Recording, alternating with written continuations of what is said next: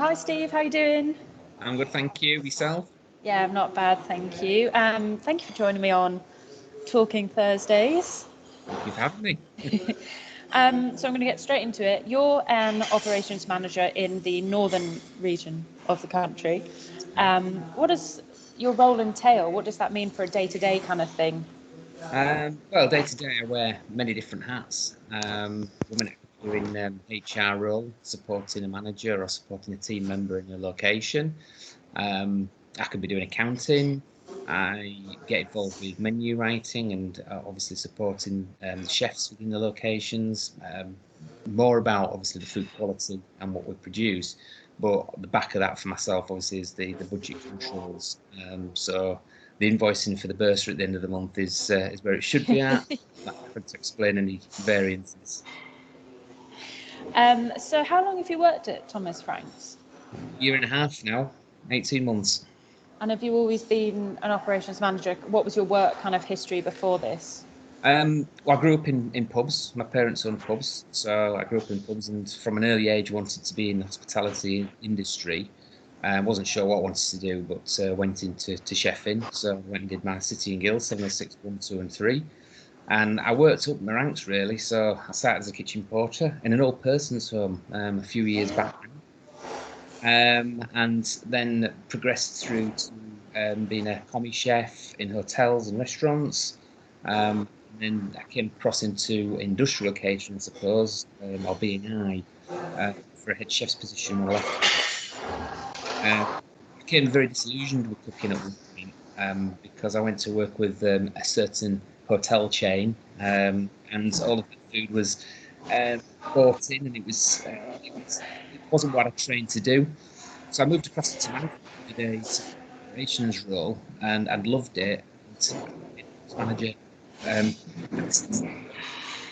Oh, amazing.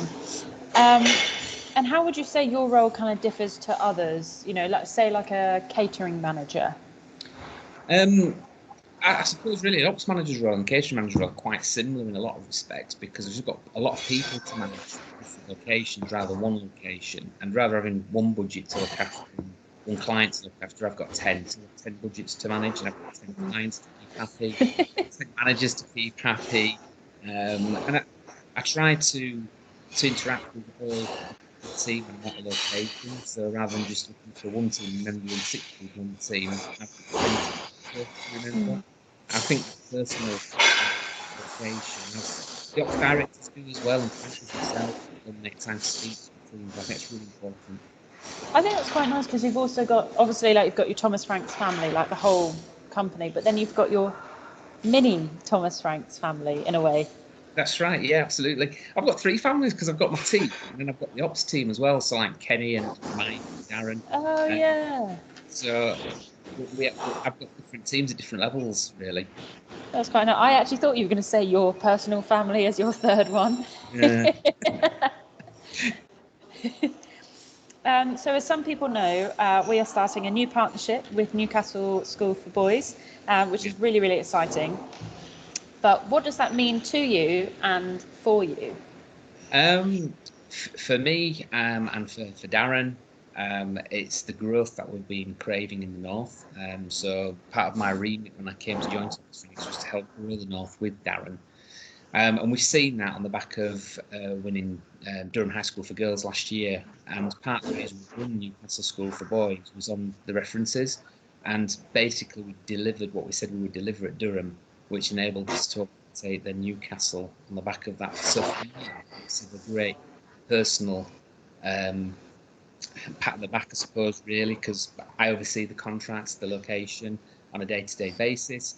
But there is more behind the scenes than that. It's the team at location that have really adapted from their last employer to coming over to us, and they've really made a difference.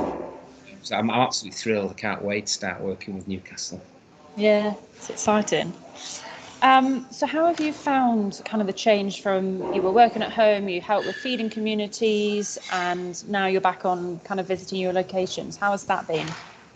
It's been great. I've had managers in some locations and B&Is that have never closed, and I've not been able to get onto the location to see those people because in the own lockdown.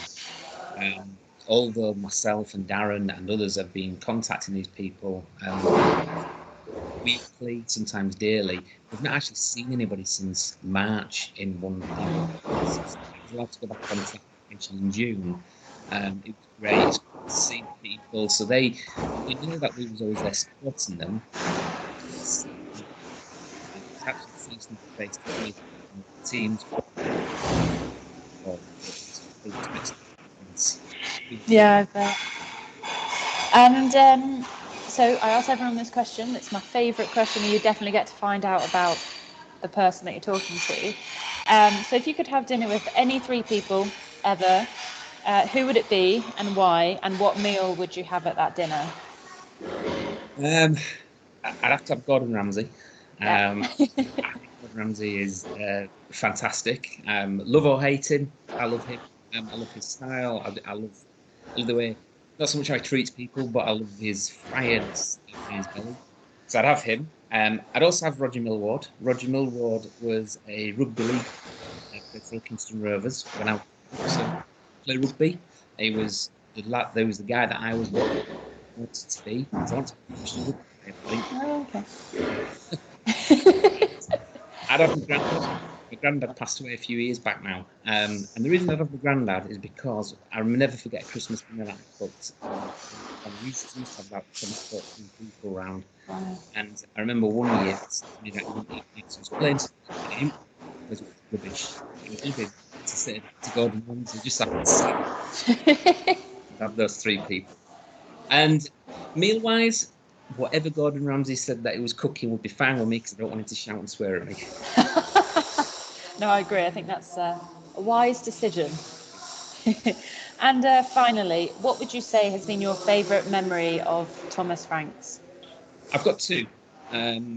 So winning Durham High School, because that was the first location I went on the sales meeting with. It was the first presentation that I'd done within Thomas Franks, and to win that first one, just to settle everything down, was great for me. And the second one, really, and more endearing, I suppose, is Thomas Franks being out there cooking the meals with some of the location managers and chefs, delivering them to the people that needed it, that were actually, and you could see, were in food poverty, and see the difference that as an individual I made doing that with my team, but equally the difference that Thomas Franks makes in the foundation. Well, amazing. Well, thank you so much for speaking with me. No problem. And hopefully I will see you soon in Newcastle. Fingers crossed. Look forward to seeing you. Take care. Thank you. Bye. Bye.